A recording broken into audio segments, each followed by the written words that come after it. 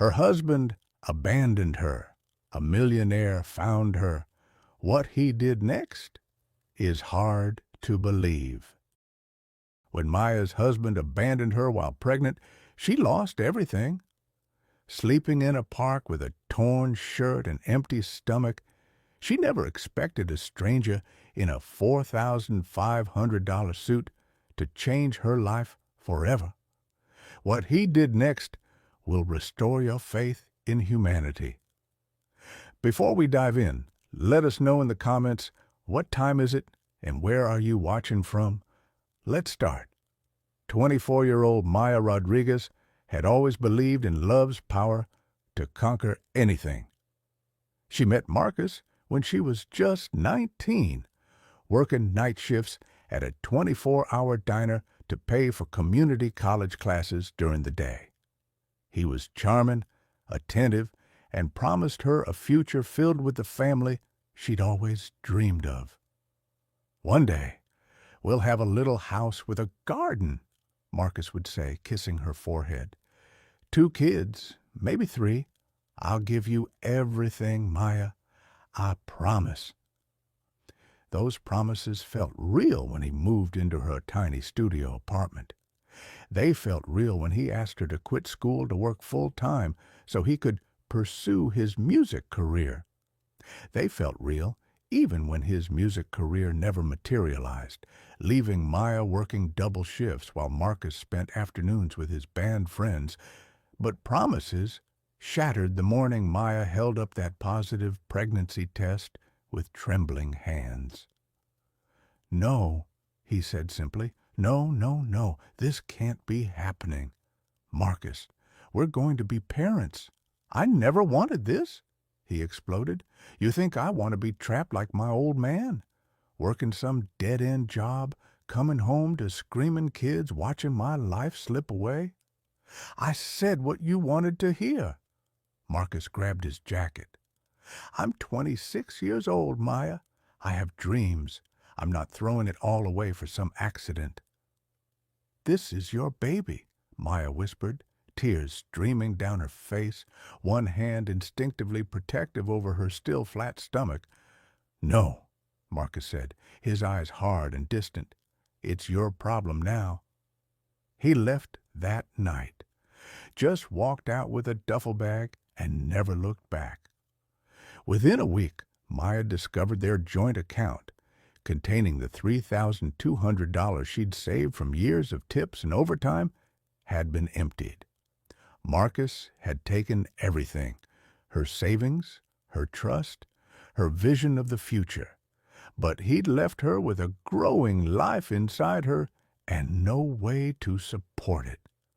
Maya tried desperately to hold on. She worked every shift the diner would give her, but morning sickness hit her like a freight train. Her manager gave her 2 weeks' notice. "Can't have you scaring customers," she said without sympathy. Without steady income, the rent became impossible. Maya's landlord, Mr. Patterson, had seemed kind when she'd first moved in, but kindness evaporated when money was involved. "I got bills too," he said when she begged for more time. "You're 3 months behind."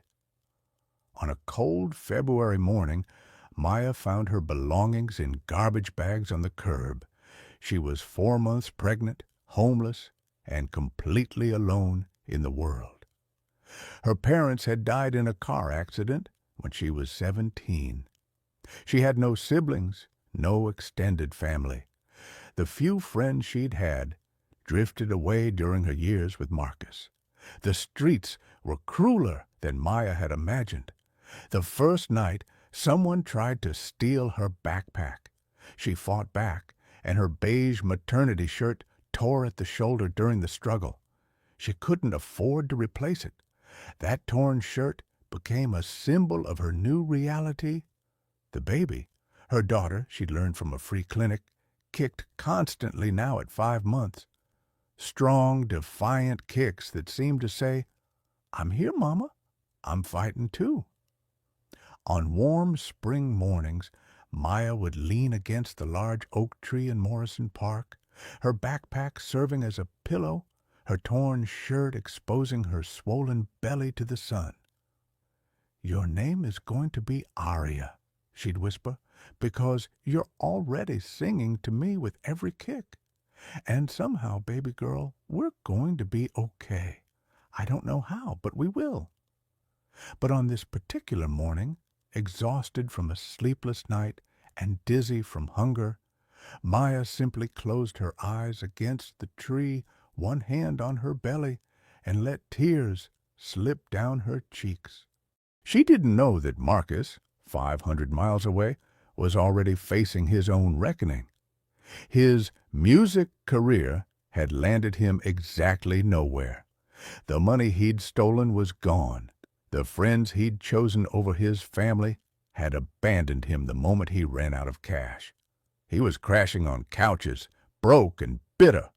She didn't know that Mr. Patterson would suffer a stroke 3 months later, drowning in medical bills his insurance wouldn't cover, learning firsthand how quickly stability could vanish. She didn't know that the diner manager who'd fired her would watch her own daughter get pregnant and abandoned a year later, and would finally understand the cruelty of her past actions. Karma was already in motion, wheels turning invisibly toward justice. But Maya knew none of this as she drifted into exhausted sleep against that oak tree, hungry and scared and alone. She never heard the footsteps approaching.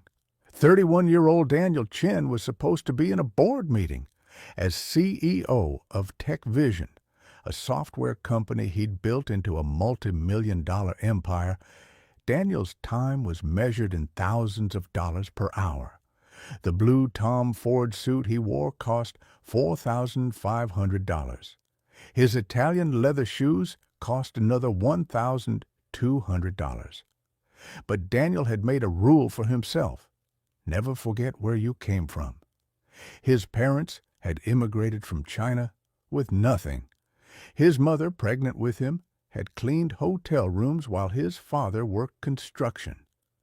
They'd been homeless for 6 weeks, sleeping in their broken-down car. A stranger had changed everything.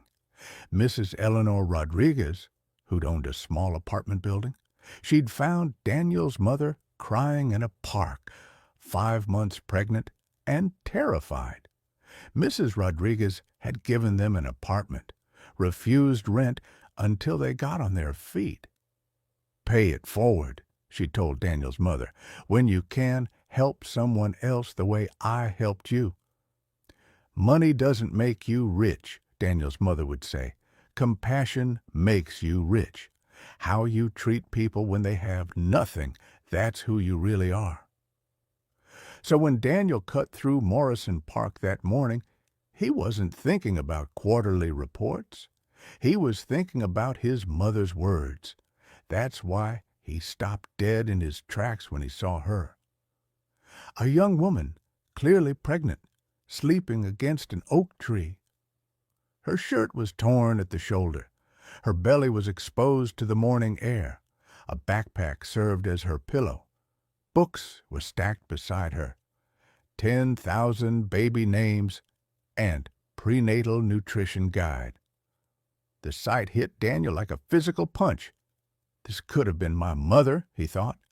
This is someone's daughter. He crouched down in his expensive suit on the damp grass. Up close, he could see how young she was, early 20s.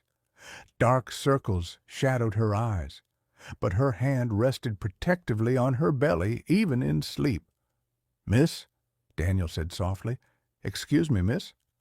Maya's eyes flew open, immediately filled with terror. She tried to scramble backward.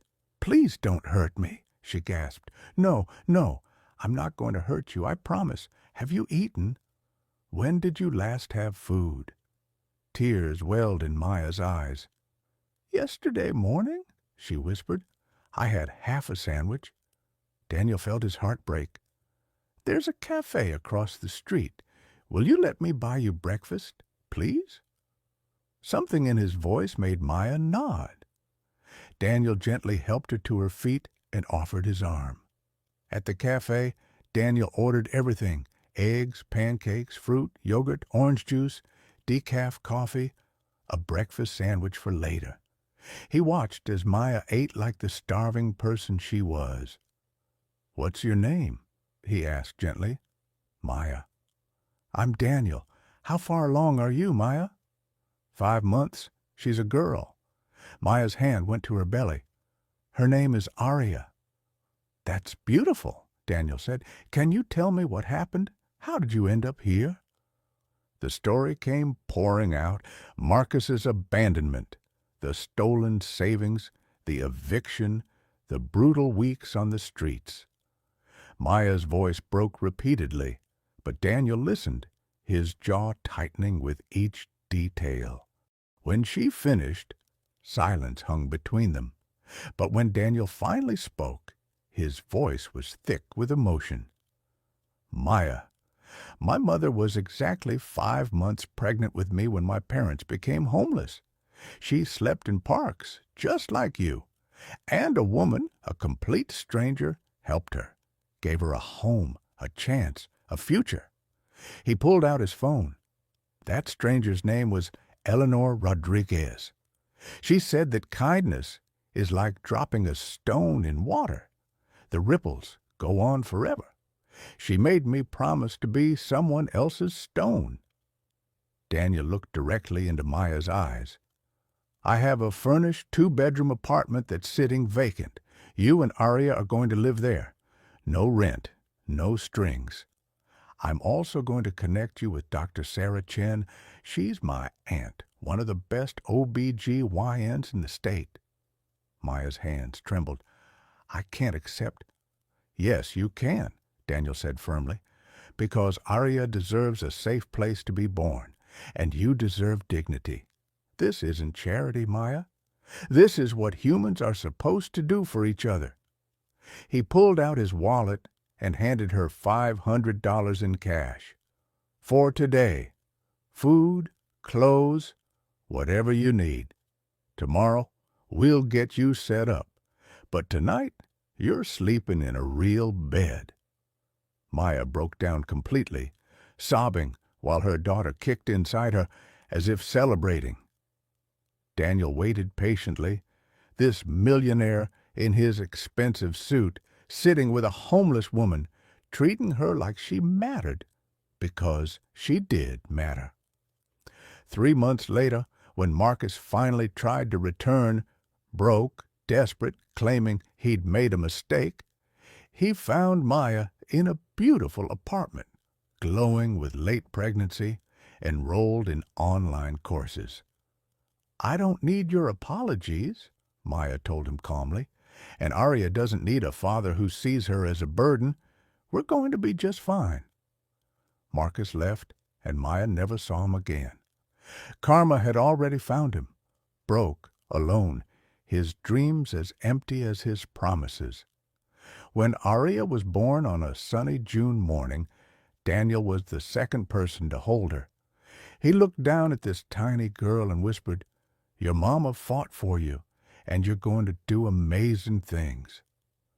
Years later, Maya would run a non-profit, helping pregnant women experiencing homelessness. Aria would grow up knowing that compassion isn't about money. It's about seeing humanity in others. And Daniel, he'd never forget that morning in the park when stopping to help a stranger became the most important meeting of his life. Because sometimes the universe works in mysterious ways. Sometimes the abandoned become the blessed. Sometimes the cruel face justice while the kind find their reward.